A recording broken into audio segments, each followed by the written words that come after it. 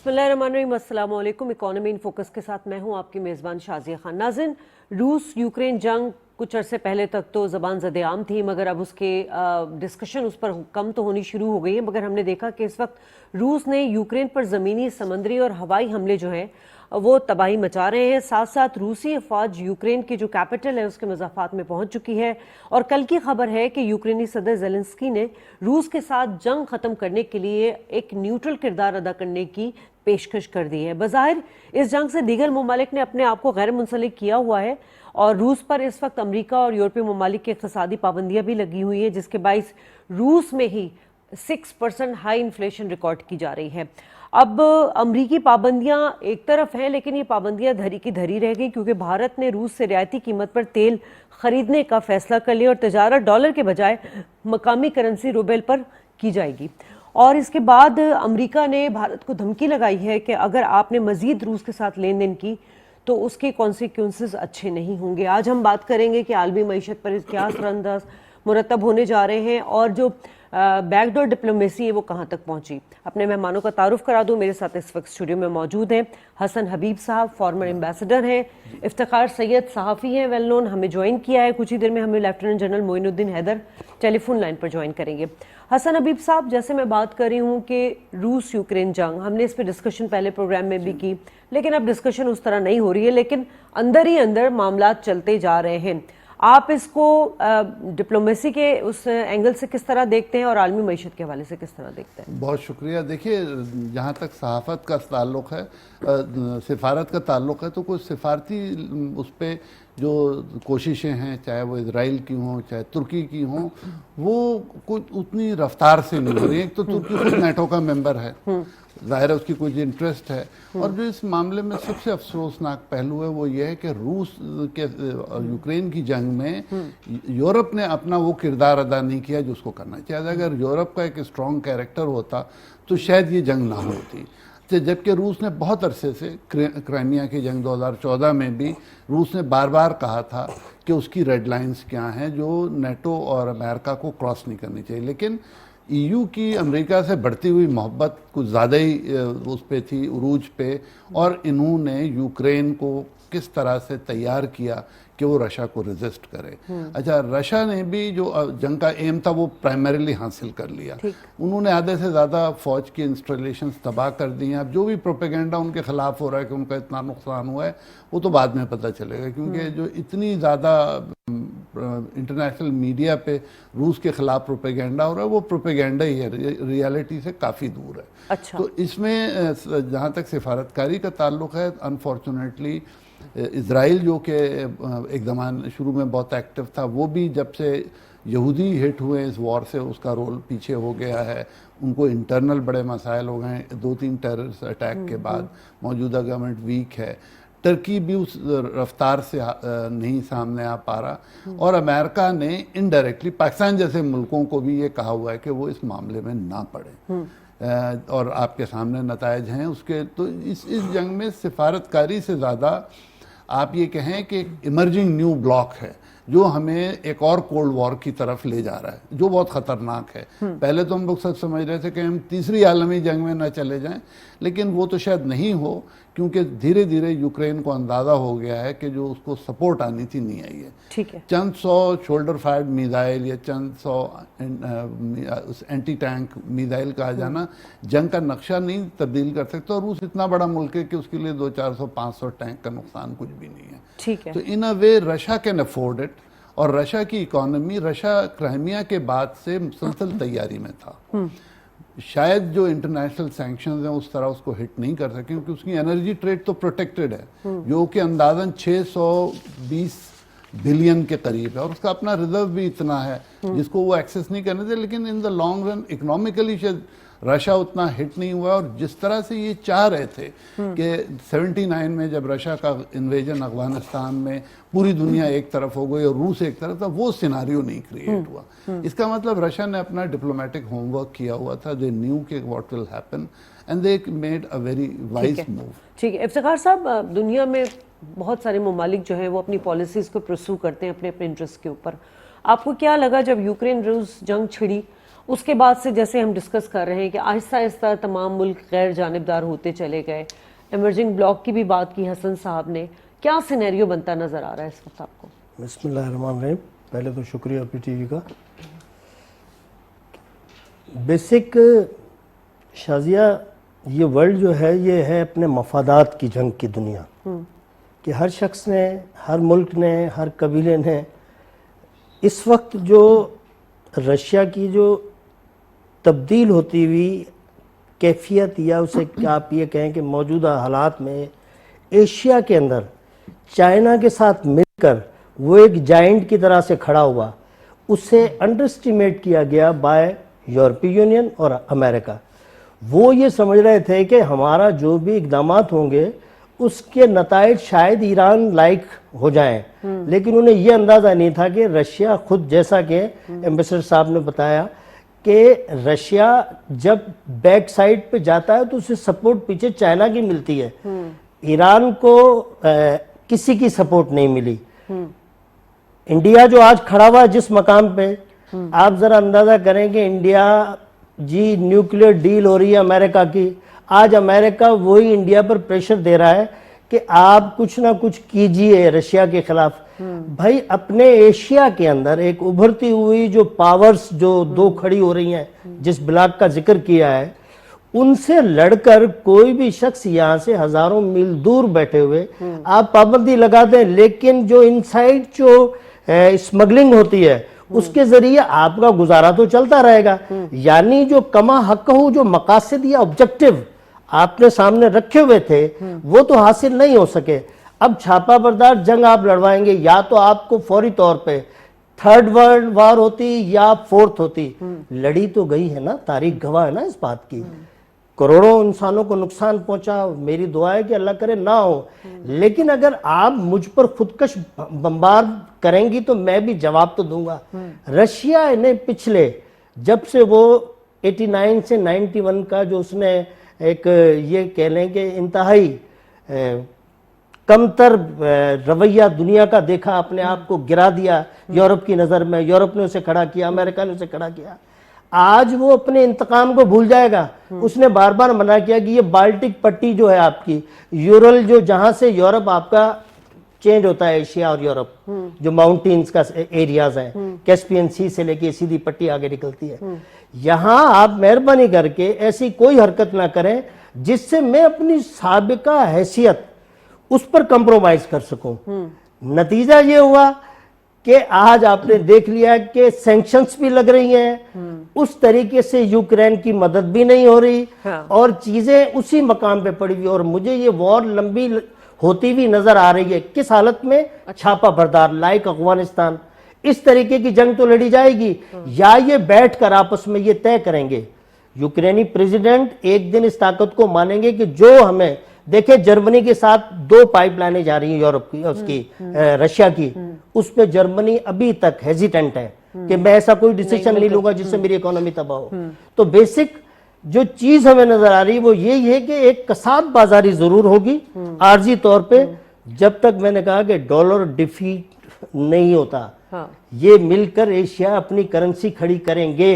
अभी मैं उसी पर आ रही हूं। जी हाँ, ये जरूर खड़ी करेंगे। ठीक है, तो हसन साहब, अब ये जो ज़ेलेंस्की का कल का स्टेटमेंट है कि जी अगर हम अमन मुज़ाकरात का जो एक पार्ट है उसमें हम न्यूट्रल किरदार अदा करने को तैयार हैं, इसका मतलब है सरेंडर करना चाह रहे हैं ज़ेलेंस्की? सरेंडर के अलावा ऑप्शन नहीं है। देखिए, रशिया जैसी पावर के सामने, और मेरा तो ऑप्शन ये, जो मेरी ऑब्जर्वेशन है कि रशिया ने फौज तो भेजी, लेकिन उस फोर्स से नहीं भेजी जो होना चाहिए। देखिए, अफगानिस्तान में एट पीक रशिया 0.5 मिलियन तक पहुंचा था, यहाँ तो वो 1.25 लाख 1.5 लाख पे उन्होंने रोक लिया। अगर ये मेजर, और उन्होंने अपने मिसाइल और अपने हाईटेक वेपन्स को यूज़ किया है वॉर लाइक सिचुएशन में, और अब आप देखिएगा उनकी मिसाइल की सेल बढ़ेगी। और अमेरिका की जो भी कोशिश है एट द मोमेंट, जैसे उनका जर्मनी पूरी तरह साथ नहीं, कि 45% 50% डिपेंडेंसी रशियन एनर्जी। देखिए, रशिया की सबसे बड़ी एडवांटेज ये कि वो कमोडिटी में ट्रेड करता है, वीट में, ऑयल में, गैस में, मेटल्स में, तो अगर रशिया को आप निकालेंगे तो सप्लाई चेन तो ऑलरेडी वर्ल्ड की डिस्टर्ब है, जितनी महंगाई है सप्लाई चेन का प्रॉब्लम है ना। तो अगर मजीद इन्होंने इसको रशिया को तंग किया तो वर्ल्ड इकोनॉमिक रिसेशन इतना बड़ा आएगा कि शायद अमेरिका और यूरोप से बर्दाश्त नहीं किया जाएगा, और ये हिट ही करेगा अमेरिका और यूरोप को। तो हमारी जैसी छोटी इकोनॉमीज पे तो कोई शायद मेजर फर्क नहीं। ठीक है, इस वक्त हमें लेफ्टिनेंट जनरल मोइनुद्दीन हैदर साहब ने टेलीफोन लाइन पर ज्वाइन कर लिया। बहुत शुक्रिया सर आपका। सर, आज हम बात कर रहे हैं कि रूस यूक्रेन जंग इस वक्त किस जगह पर खड़ी है, इसके आलमी मंजरनामे पर क्या आप असरात मुरतब होते देख रहे हैं, और साथ साथ आलमी मईशत के हवाले से बताइएगा सर। जी हाँ, ये जंग जो है कई हफ्तों से जारी है और इसमें अमेरिका और यूरोप और उनके बहुत सारे दूसरे ममालिक जो हैं, नेटो दूसरा उसका साथ दे रहे हैं, उसकी हिम्मत बना रहे हैं। और रूस जो है लेकिन वो एडवांस करता चला आ रहा है और वहां से कई लाख लोग जो हैं निकल के यूक्रेन से बराबर के पड़ोसी मुल्क पोलैंड वगैरह में चले गए हैं। तो उससे दुनिया में बड़ी तशवीश पैदा हुई है इससे, और उसमें दोनों ताकतें जो हैं अमेरिका और रूस, वो चाहती हैं कि दुनिया के मुख्तलिफ ममालिक उनका पॉइंट ऑफ व्यू को सपोर्ट करें, जिससे दुनिया फिर कोल्ड वॉर की तरफ, एक सर्द जंग की तरफ बढ़ती नजर आ रही है। तो एक तो इसका असर ये है, पाकिस्तान से भी वो चाहते हैं कि हम इस मामले में यूक्रेन को सपोर्ट करें, हम न्यूट्रल रहना चाहते हैं, हमने पॉलिसी अपनी ये डिक्लेयर की है। और हमारे प्राइम मिनिस्टर की जो विजिट थी रूस की, उसको भी यूरोप और अमेरिका में अच्छी नजर से नहीं देखा गया, जिसकी वजह से थोड़ी टेंशन पैदा हुई है। तो दूसरी बात यह है कि जंग से मईशत पर दुनिया की बहुत फर्क पड़ा है। ठीक, खसूसन तेल और गैस की कीमतें बेइंतहा बढ़ गई हैं और काबू से बाहर चली गई हैं, अमेरिका में, यूरोप में, सब जगह। फिर रूस ने कहा है कि मैंने अपना रूबल जो है वो गोल्ड के साथ मुंसलिक कर दिया है, 5000 rouble equal to 1 ounce of अपना सोना। और आइंदा उसने कहा मैं गैस की पेमेंट और पेट्रोल की, जो कि तकरीबन 30-40% जो ऑयल है यूरोप में, यूके में, जर्मनी में, वो रूस का इस्तेमाल होता है। हाँ।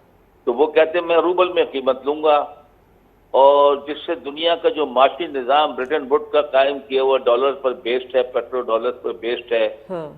वो भी प्रेशर में आ गया है। तो एक नई वो शुरू हो गई है, और इसमें कुछ लोगों ने, चाइना, और उन्होंने कहा है कि हम ठीक है रूबल में देंगे या अपनी करेंसी में डील करेंगे, जिससे डॉलर कमजोर पड़ेगा, दुनिया की इस लिहाज से मईशत को झटका लगेगा।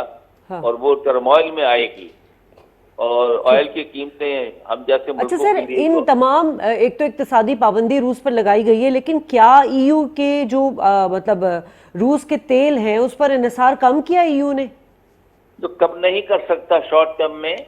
अच्छा, इतने शॉर्ट टर्म में हरगिज नहीं कर सकता। जर्मनी और यूके की 40% जो है ऑयल की रिक्वायरमेंट रूस पूरी करता है। जर्मनी की गैस जो है, बहुत बड़े जो इंडस्ट्रियल जो उनके चलते हैं यूनिट्स, वो उनकी गैस पे चलते हैं। तो शॉर्ट टर्म में वो नहीं कर सकता, और लॉन्ग टर्म में अगर कोई करें तो करें, लेकिन फिलहाल तो अगर वो बंद नहीं कर सकते, अगर रूस उसको बंद करता है तो ये इनके माशी तौर पर इनको बहुत बड़ा झटका लग जाएगा यूरोप को। ठीक। अमेरिका ने अपने जो स्ट्रेटेजिक ऑयल रिजर्व्स हैं उसको कहा है कि मैं रिलीज कर रहा हूं, ताकि तेल की पैदावार आलमी सतह पर ऐसी रहे कि कीमतें बहुत काबू से बाहर न जाएं। और उसने यूरोपियन ममालिक से भी कहा है कि अपने स्ट्रेटेजिक रिजर्व तेल के आपने रखे हुए हैं उनको इस्तेमाल सर, कितना ये भी है कि अमेरिका में ऑयल प्राइसेस बढ़ रही हैं आज से? बिल्कुल, बहुत बढ़ गई हैं। अमेरिका में बहुत बढ़ गई हैं, और यूके में 2 पाउंड से ऊपर है। हिसाब लगा रहे तकरीबन 400-500 रुपए का, मतलब वहां पर हाँ। हो गया ये। तो कीमतें तो बहुत बढ़ रही हैं। और जो अपना सऊदी अरब कहता है कि मैं किसी के दबाव में नहीं आऊंगा, और मैं कोशिश करूंगा कि जितना ऑयल में पंप कर सकता हूं करूं, ताकि दुनिया में ऑयल की कीमतें जो है स्टेबल रहें। तो सर, तवानाई के जो रिसोर्सेज हैं, एनर्जी रिसोर्सेज हैं, ये रूस पर पाबंदियों के असरात कम करने में कितने मुआविन साबित हो रहे हैं? बिल्कुल साबित नहीं हो रहे, दो धारी तलवार है। अच्छा। जिसका असर खुद यूरोप के ऊपर पड़ रहा है, और ये जो है इससे जो दुनिया का माशी निजाम जो पेट्रो डॉलर पर कायम है, तमाम दुनिया की मेन लेन देन इसी करेंसी में होती है, वो दबाव में आ गया है। और रूस ने जो बहुत से जो ये क्रेडिट कार्ड वगैरह बंद किए थे, तो उन्होंने चाइना का सिस्टम इस्तेमाल शुरू कर दिया, अपना शुरू कर दिया है। तो कोई बहुत उनको रूस को इतना बड़ा नुकसान नहीं पहुंच रहा, मां सिवाय के जो को उनके डॉलर वॉलर के रिजर्व उनके लोगों के बाहर थे, उसके ऊपर पाबंदियां उन्होंने लगाई हैं। ठीक है, ठीक है, आप हमारे साथ टेलीफोन लाइन पर ही मौजूद रहिएगा। इफ्तिखार साहब, अब जो रशिया में हमने देखा है कि इन्फ्लेशन हाई, कल वॉशिंगटन पोस्ट की खबर है कि रशिया में 6% जो है ना वो हाई इन्फ्लेशन है।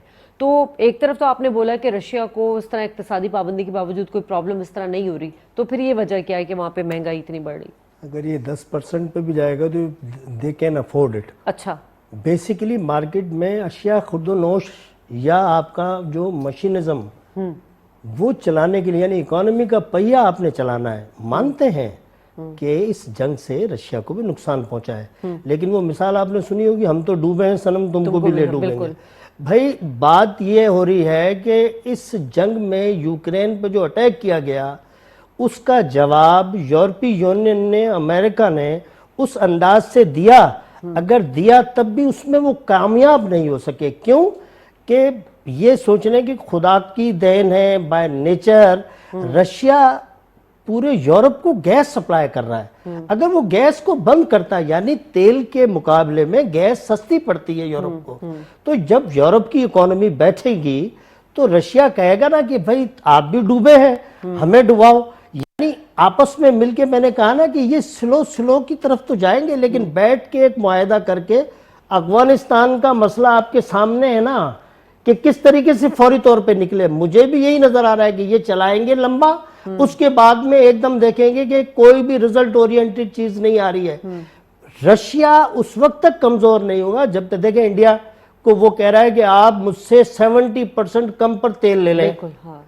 तो जिसको 70, जी हाँ, वो अपने जखायर के भंडार बना लेंगे। मिसाइल की भी बात हो रही है, जी हाँ, जी हाँ, S4 मिसाइल की पेमेंट वो कह रहे हैं कि आप हमें रुपीस में कर दें। हाँ। इससे साबित हो गया कि बजाहिर थ्योरेटिकली 2 ब्लॉक्स में मुनक़सिम हो चुकी है वर्ल्ड। ठीक। अब वो जो ब्लॉक्स जो है वो अपनी स्ट्रेटेजी क्या बनाना है, ये हमने आने वाले वक्त के अंदर देखनी है। कि मैं ये समझता हूँ अभी तक जो यूरोप और अमेरिका की पॉलिसी है वो मुकम्मल तौर पर नाकाम हो चुकी है। आप तो इससे कहते हैं कि ये हमने रशिया का 6% पे लिया है, आप 10% पे भी लिया है। जब रशिया चीखेगा नहीं, देखें चाइना कहां पे खड़ा, उसके पास रिजर्व की क्या हालत है। आप कोई सोचे कि रशिया ने इतना बड़ा कदम चाइना की मुशावरत के बगैर उठाया होगा? ये सिफारती दुनिया है, इसके अंदर सारी बातें ऊपर नहीं की जाती हैं, लेकिन कुछ ना कुछ आशीर्वाद जरूर उन्हें हासिल है कि don't worry, I am behind you. तो बेसिक प्रॉब्लम कहां आ रहा है कि अगर ये होगा तो वो अपने फॉरेन एक्सचेंज जो चाइना है, एक तड़ी पाकिस्तान को दी गई है सिफारतकार की हैसियत से, उस पर जब चाइना का बयान आ सकता है कि भाई पाकिस्तान को अकेला समझ के दबाया ना जाए, तो वो रशिया के लिए किस मकाम पे खड़ा होता है। तो 4000 अरब डॉलर से भी ज्यादा उसके पास फॉरेन एक्सचेंज पड़ा हुआ है, वो रशिया को हेल्प आउट करेगा। ठीक है। और वो आप भी सेकंड कर रहे हैं हसन साहब इस चीज को कि चाइना सपोर्टिव है? चाइना बिल्कुल सपोर्टिव है। ऑलरेडी जैसे जैसे यूरोपियन कंपनीज विड्रॉ कर रही हैं, वैसे वैसे चाइनीज कंपनी टेकअप करें। इनफैक्ट चाइनीज गवर्नमेंट परेशान है कि कैपिटल रशिया की तरफ फ्लो कर और रहा है। अमेरिका अगर मुखालिफ में हो तो फिर चाइना तो आपको पता हाँ, ही नहीं है। देखिए, मैं तो चाइना में काफी रहा हूँ, मेरे ख्याल से चीनियों के दिल में जो अमेरिकियों की मोहब्बत है वो सबको पता है। लेकिन जैसे सैंक्शंस की आप बात कर रहे थे कि सैंक्शंस नॉर्थ कोरिया पे हम चल सकते हैं, क्यूबा पे चल सकते हैं, वेनेजुएला पे चल सकते हैं, रशिया पे नहीं चल सकते। Russia is too big. और देखिए जैसे वो बात करें ना एनर्जी में, पेट्रोल तो रिप्लेस हो सकता है आसानी से, गैस के लिए गैस इज अ प्रॉब्लम। उसके लिए आपको पूरा इंफ्रास्ट्रक्चर बनाना पड़ेगा, नए सोर्सेज ढूंढने पड़ेंगे। अच्छा, ऑलरेडी ईरान के पास गैस भी बहुत है, ऑयल है, लेकिन ईरान के पास कैपेसिटी नहीं प्रोड्यूस करने की, सैंक्शंस की वजह से उनकी अब वो वेनेजुएला के पास वापस अमेरिका जा रहा है, उसे कह रहे हैं आप और प्रोड्यूस करें, कैसे करेगा जिनका इंफ्रास्ट्रक्चर ही नहीं है। Iran needs $400 billion of investment in energy infrastructure. बैंकों पे पाबंदी कहाँ से होगा? हाँ। तो ये जो गैस का रिप्लेसमेंट मुश्किल है। और मुझे एक और वो है कि ये जो सारा काम हुआ है ना, इसका टारगेट रूस के अलावा एक और भी मुल्क है, और वो है जर्मनी। ईयू में जर्मनी जो है, उसके जो भी काम इंग्लैंड, फ्रांस, अमेरिका मिलकर करते हैं, उसका एक टारगेट जर्मनी भी होता है। तो और जर्मनी को इन्होंने इनडायरेक्टली हिट किया है। जिसमें अब जर्मनी को जैसे जर्मनी ने एक पाबंदी लगाई कि नॉर्ड स्ट्रीम 2 पे जो 10 बिलियन इसी वजह से जर्मनी ने यूक्रेन की मदद सिर्फ हेलमेट की हद तक की नहीं, वो ठीक है, देखिए ना, हो भी नहीं सकती। एक बात अच्छी ये है कि अच्छा, रशिया का एक और बहुत बड़ा प्रॉब्लम है कि उनके लिए यूक्रेन जो है वो बड़ा सीरियस प्रॉब्लम है। आधे रूसी यूक्रेन से माइग्रेट कर गए थे, आधों के रिश्तेदार वहां बैठे हैं। तो रशिया की एक बहुत प्रॉब्लम ये भी है कि रशियंस वहां एक्शन में भी स्लो हैं। वो जो जिस फोर्स से उनको जाना था, इसीलिए उन्होंने देखिए मिलिट्री टारगेट्स लिए हैं और ऐसे टारगेट्स लिए हैं जो अब मिसाइल से गलती हो जाती है वॉर टाइम में, कहीं लेफ्ट राइट गिर जाए, उसको ये लोग बहुत ज्यादा हाईलाइट कर रहे हैं, लेकिन रशिया ने बहुत मोइन साहब, अब ये जो हम डिप्लोमेसी देख रहे हैं यूक्रेन और रशिया जंग की, बहुत सारे ममालिक गैर जानिबदार हैं।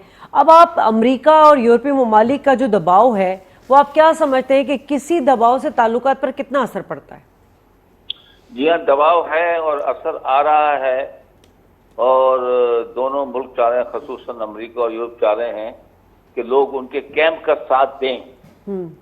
और दूसरी बात यह है कि कुछ लोग कोशिश भी कर रहे हैं कि कोई राह निकल आए सीज फायर की और ये जंग रुक जाए।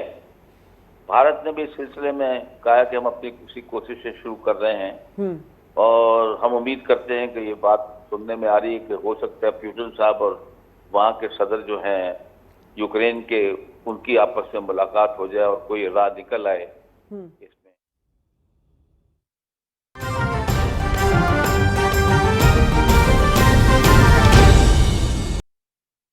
फायदा मिल जाए, और जो उनसे न्यूक्लियर डील की जो बात है रिवाइव करने की, वो उसके ऊपर कोई यूरोप और अमेरिका फैसला करके वहां से तेल की जो है सप्लाई जो है दुनिया में अलाउ कर दें, फर्क पड़ेगा। बाकी तो इंडिया और ईरान, दूसरे जो चाइना, वो रूस से अच्छा, इंडिया का आपने जिक्र किया, तो जैसे हम जानते हैं कि दुनिया में 2 ब्लॉक्स बन चुके हैं, एक में अमेरिका है, जापान है, भारत है, इजराइल है और उसके इत्तेहादी, दूसरी तरफ हम देख रहे हैं रशिया, चाइना, टर्की, पाकिस्तान और उसके इत्तेहादी हैं।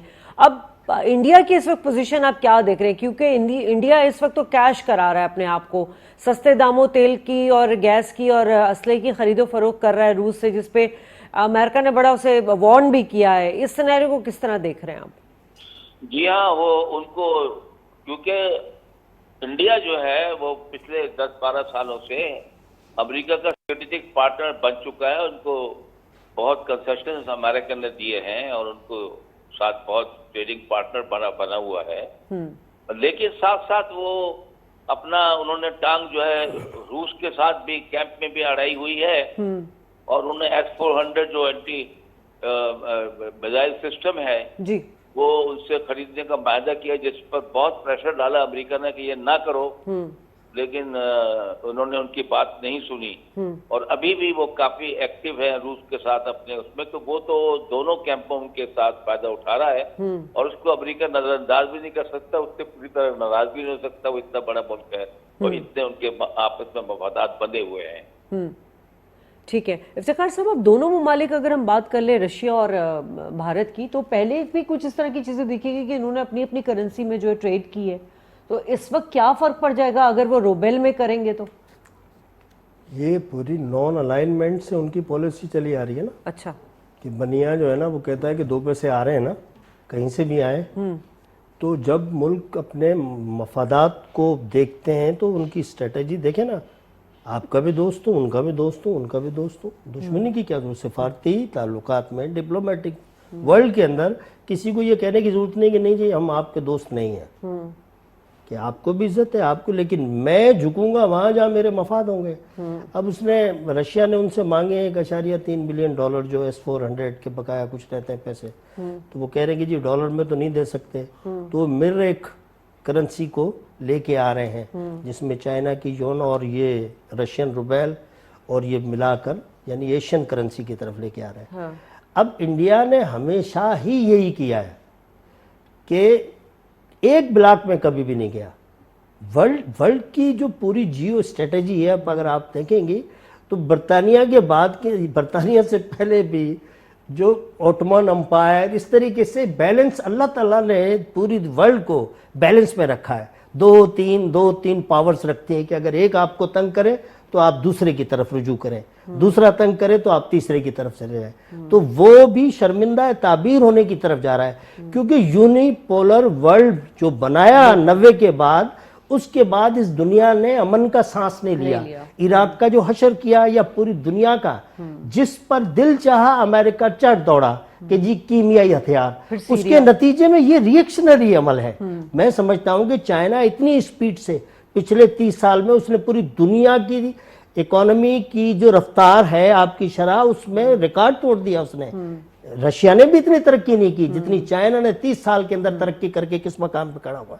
तो इसी तरीके से अब अगर इंडिया ये चाहता है कि मुझे फायदा किससे है, एक तो मेरा खिता, मेरा रीजन, मुझे इससे फायदा है। मानते हैं कि इंडियंस लोग जो है पसंद करते हैं यूरोपीय स्टाइल, अमेरिकन स्टाइल, मैं भी पसंद करता हूं दूसरे, लेकिन जब हम उनकी देखते हैं कि डिसीजन मेकिंग, यानी क्या देना है क्या लेना है, दूसरों को भी कैसे, सुपर पावर ब्रिटेन भी तो थे ना, लेकिन उन्होंने जो कॉन्स्टिट्यूशन बर्तानिया में लागू किया उसी का हिसाब इंडिया में लागू किया। यानी एक तो आप दूसरे को भी जीने का जब आप हक देंगे तब जाके आप सुपर पावर बनेंगे। अगर आप दूसरे को कुचल कर सुपर पावर बनेंगे तो ये inevitable rule of Allah Almighty है कि वो एक नई पावर को खड़ा करेगा। और इंडिया बड़ा चालाक है इस चीज में, वो उन्हें भी जवाब नहीं देगा और इन्हें भी जवाब नहीं देगा। ठीक है मोइन साहब, अब लास्ट क्वेश्चन आपसे ये है सर कि हमारे प्राइम मिनिस्टर बड़े ही टाइम पे वहाँ रशिया पहुंचे थे और उसी दिन अगले दिन जो है यूक्रेन से जंग शुरुआत हो गई थी, तो हमें क्या मिला सर? मतलब इंडिया ने तो फायदा उठा लिया, मीठा मीठा हप कर लिया उसने, हम लोगों ने क्यों गैस और तेल सस्ते दामों की नहीं खरीदा रशिया से अभी तक? जी देखिए, पहली बात तो यह है कि ये जो दौरा हुआ यूक्रेन वॉर के बिल्कुल ईव के ऊपर, ये कई महीने पहले डिसाइड होता है थ्रू डिप्लोमेटिक चैनल्स जो है, इसका एजेंडा और सब चीजें तो पहले से तय था, उसको 11th आवर पे कैंसिल नहीं कर सकते थे। ठीक है। दूसरी बात जो उन्होंने बात फिलहाल इमरान खान साहब ने कही है, वो ये कही है कि हमने लॉन्ग टर्म उनसे सस्ती गंदम जो यूक्रेन और रूस में बहुत पैदा होती है जी, और हमने उनके साथ गैस और ऑयल का माहिदा किया है। अच्छा। और साथ में जो नॉर्थ साउथ पाइपलाइन बननी है $2 बिलियन से ऊपर उसका हमें लागत है, वो उसके ऊपर बातचीत की है। बाकी अफगानिस्तान के ऊपर बात हुई होगी, और जो चाइना रूस में कुर्बतें पैदा हो रही हैं और एक नया स्ट्रॉन्ग ब्लॉक बन रहा है, तो मेरे ख्याल में इसमें बातें इस सिलसिले में सारी हुई होंगी। और अच्छा है कि पाकिस्तान भी अपनी पॉलिसी को बैलेंस रखे, अमेरिका के साथ ताल्लुकात ठीक रखे। उनके साथ जो आजकल शुरू हो गया बहुत ज्यादा कि अमेरिका परचम जलाओ और ये करो वो करो, ये मुनासिब नहीं है। उनके साथ भी ताल्लुकात ठीक रखने चाहिए। रूस की कौमी मफाद अपना सबसे अव्वल तरीन अफजल हमारे लिए होना चाहिए कि what is the interest of Pakistan, वही हम काम करें, किसी कैंप के होके ना रह जाए। ठीक है मोइनुद्दीन हैदर साहब, आपने हमें टाइम दिया, बहुत शुक्रिया आपका। हसन साहब, यही सवाल अगर मैं आपसे करूं कि पाकिस्तान ने क्यों गैस और तेल के लिए सस्ते दामों ऑफर नहीं की, अभी तक कोई मेरा ख्याल है कि नहीं आई है। हमारा अभी तक जो नेटवर्क है वो मिडल ईस्टर्न ऑयल पे बेस करता है। हमें स्विच करने के लिए थोड़ा सा टाइम चाहिए। अच्छा। जब तक हमारी पाइपलाइंस गैस की ऑयल की रशियन सिस्टम से अलाइन नहीं होंगी, ये तो हो नहीं सकता कि हम सिस्टम में वो सारा डाल दें, लेकिन अगर अफगानिस्तान सेटल हो जाता तो रूसी गैस लेना हमारे लिए बहुत आसान होता। तो हमारे लिए मेरे ख्याल में इंफ्रास्ट्रक्चर सबसे बड़ा मसला है। और जैसे आप अक्सर यहाँ लोगों ने उड़ाया हुआ है कि इमरान खान साहब ने जैसे जाके जंग शुरू करा दी, ऐसी बात नहीं थी। इमरान खान साहब ने जाने से पहले फॉरेन ऑफिस से, फौज से और जो कंसर्न लोग थे उन सबसे बात की थी, और ये बड़ा प्लान विजिट था। और इसका जंग से कोई ताल्लुक नहीं था। हमें अपनी ऑप्शन, जैसे इफ्तिखार साहब भी कह रहे थे, हमें किसी एक कैंप पे नहीं रखना है। अमेरिका वैसे ही आजकल हमसे खुश नहीं है। ट्रंप के ज़माने से हमारे हालात सही ने, बाइडन साहब आपके प्राइम मिनिस्टर को फ़ोन करने पे तैयार नहीं, तो why are we hanging in air के कभी आज निकल अमेरिका हमें प्यार से देखेगा। वी शुड ऑप्ट कि हम रशिया के पास जाएं, वेनेजुएला के पास जाएं, जिधर भी हमें शौक है हम जाएं। अमेरिका को भी तो पता चले ना कि उसके एटीट्यूड की वजह से उसके जो मोस्ट एलाइड नेशन थी वो अब उससे दूर हट रही है। तो ये डिप्लोमेटिकली बिल्कुल ठीक है कि हम रशिया के पास गए, हमारे चाइना से ताल्लुकात हैं। और इन वे अगर आप गौर से देखें तो पूरे कोल्ड वॉर में हमने अमेरिका और चाइना से रशिया को बैलेंस किया, जो इंडिया कहलाए था। और इंडिया का और रूस का ताल्लुक आज का नहीं है। अगर आप गौर से देखें तो 1923 में जो बाकू में कांग्रेस हुई थी सोशलिस्ट कंट्रीज की, उसमें इंडिया ने पार्टिसिपेट किया था एज कॉलोनी। तो इंडिया से रशिया के बहुत क्लोज रिलेशनशिप है आइडियोलॉजिकली और फिजिकली। और हमारी लीडरशिप शुरू में लेस ऑप्शंस की वजह से अमेरिका की तरफ चली गई, अब अलाइनमेंट ठीक हो रहा है। तो हमारी पॉलिसी में कोई इतनी मेजर खराबी नहीं है। और हमें अगर हम अपनी इंटरेस्ट को, जैसे मोइन साहब ने फरमाया कि जैसे अगर हम अपनी इंटरेस्ट को वॉच करते हुए अलाइनमेंट ऑफ पोजीशन थोड़ी बहुत चेंज करते हैं तो आई थिंक वी। तो ये जब अमेरिका ने अभी जो धमकी दी है भारत को, उसके कॉन्सिक्वेंसेस क्या हो सकते हैं? ऐसे देखिए, हम again India is not a very small country. India को आप धमकी देके हासिल कुछ नहीं कर सकते। It's a huge economy. आप धमकी देते रहे, आप धमकी तो दे रहे हैं अपने इंटरनल के लिए कि कल को लोग कहेंगे इंडिया ने किया, आपने कुछ नहीं किया। जैसे पाकिस्तानी कहे कि आप हमें तो कह रहे हैं इंडिया को, तो आपने कुछ कहा नहीं। तो वो ये जस्ट फॉर्मेट से कह रहे हैं। मेरा नहीं ख्याल कि अमेरिका कोई भी नुकसान पहुंचा सकता है इंडिया को जस्ट बिकॉज कि उसकी टिल्ट या कोई कारोबार वो रशिया से कर रहा है। ठीक है। तो इफ्तिखार साहब, ये भी बात की कि अगर लद्दाख पे कोई आपकी इंसर्जेंसीज होती है, चाइना करता है, तो फिर रूस नहीं बचाएगा आपको। इसका मतलब ये है कि अब भारत जो है चाइना की मुदाखलत पर या जिस तरह के उसके हालात रहे उस पर अमेरिका इनको सपोर्ट नहीं करेगा। क्या इसका मतलब यही है? वो टेम्पटिंग और